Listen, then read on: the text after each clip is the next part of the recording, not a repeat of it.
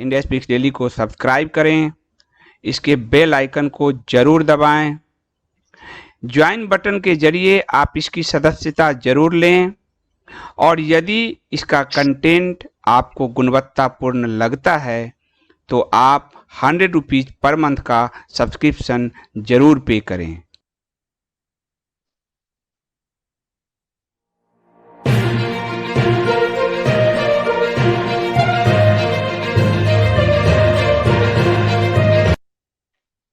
नमस्कार, India speaks daily में आपका स्वागत है।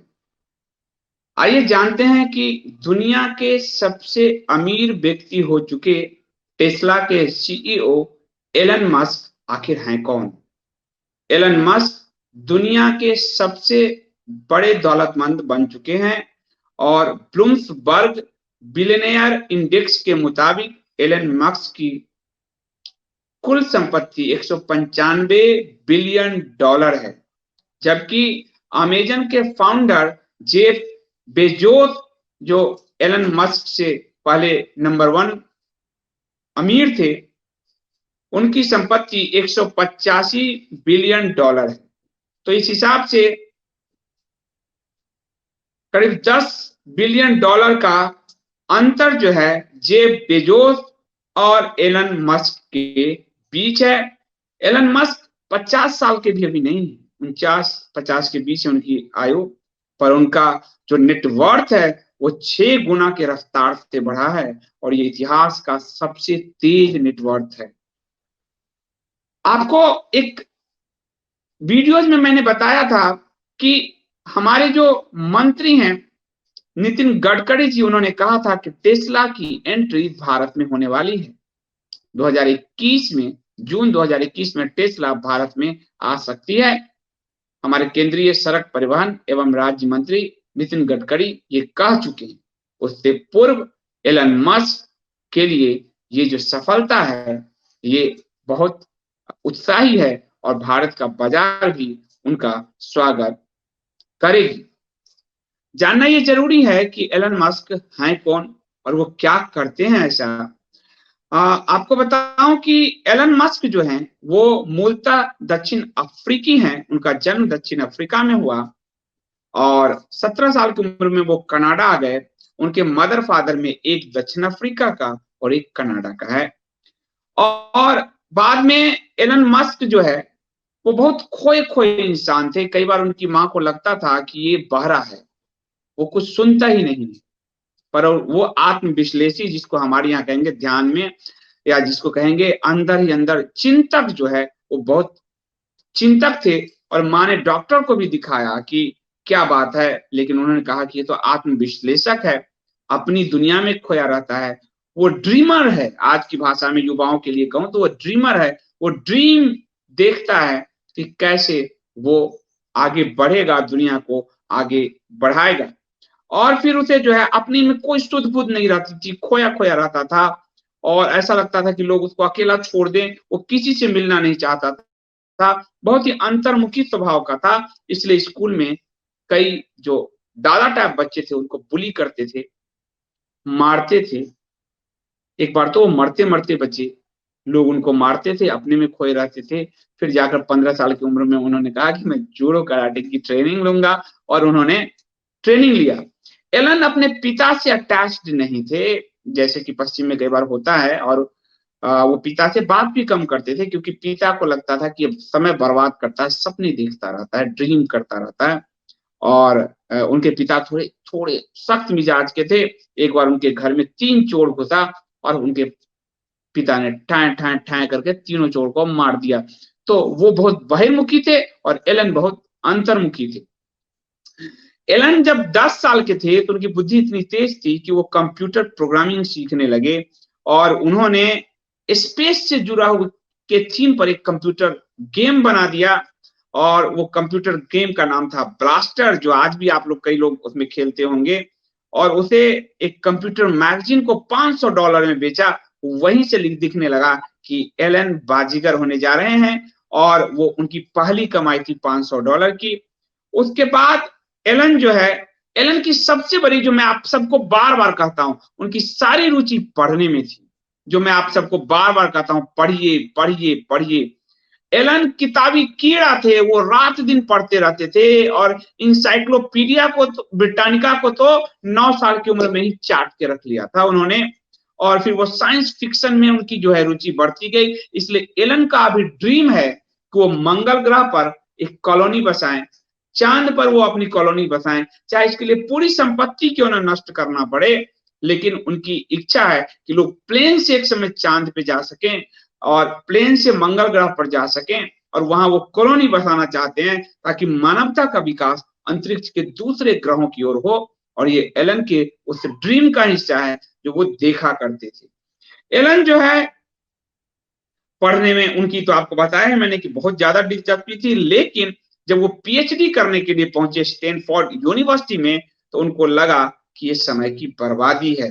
पढ़ना स्वयं में, किताबों को पढ़ना अलग चीज है, डिग्री एक अलग चीज है। और 2 दिन सिर्फ किया, वो बोले कि नहीं, मुझे नहीं करना, क्योंकि 90 का दशक .com का दशक था, इंटरनेट बूम का दशक था और एलन ने कहा कि इसका फायदा उठाना चाहिए। और एलन ने एक सॉफ्टवेयर जो बनाया, जो आज हम पेपाल के नाम से जानते हैं, वो एलन का ही बनाया हुआ है। बाद में किसी ईबे ने शायद उसको खरीद लिया, ईबे ने 2000-2001 के आसपास, उसी के आसपास का कोई साल है।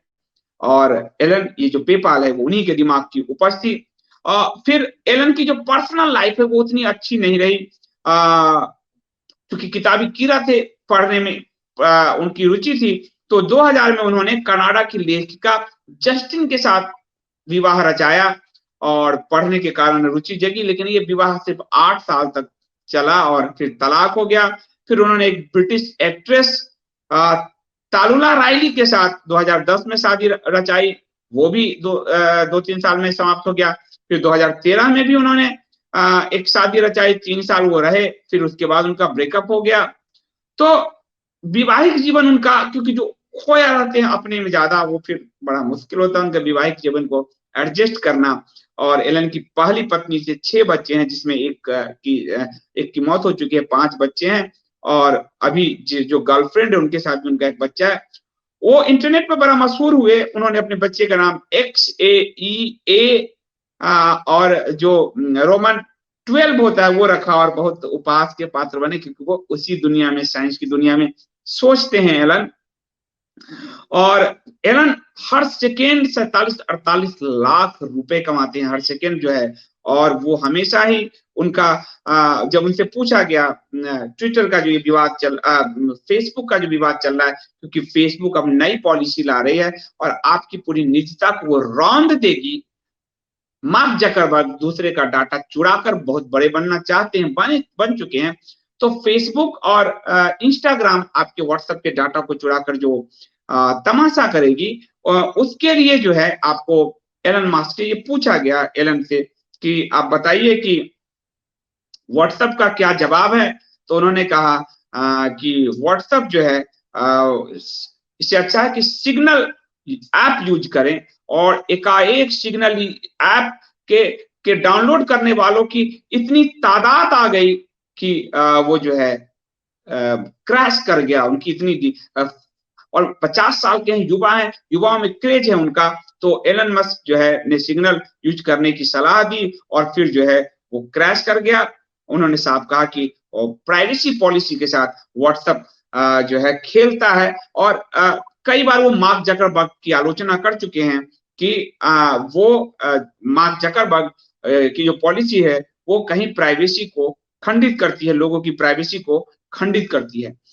एलन इलेक्ट्रिक कार जो है, टेस्ला इलेक्ट्रिक कार, और ना सिर्फ कार बल्कि उसकी बैटरी, उसके पुर्जे का बनाने का भी काम एलन ने किया। और जिसके कारण धीरे धीरे जो है 2020 में टेस्ला की वार्षिक वृद्धि 26% तक हुई। और 2020 में उन्होंने ये जो इलेक्ट्रिक वाहन है वो 4,99,500 वाहनों की डिलीवरी की। और अब वो चाहते हैं कि बिना ड्राइवर के गाड़ी वो लॉन्च करें। और 5 लाख वाहनों की डिलीवरी वो करना चाहते थे, परंतु लॉकडाउन में के कारण एलन मस्क को इसमें थोड़ा सा कमी आई।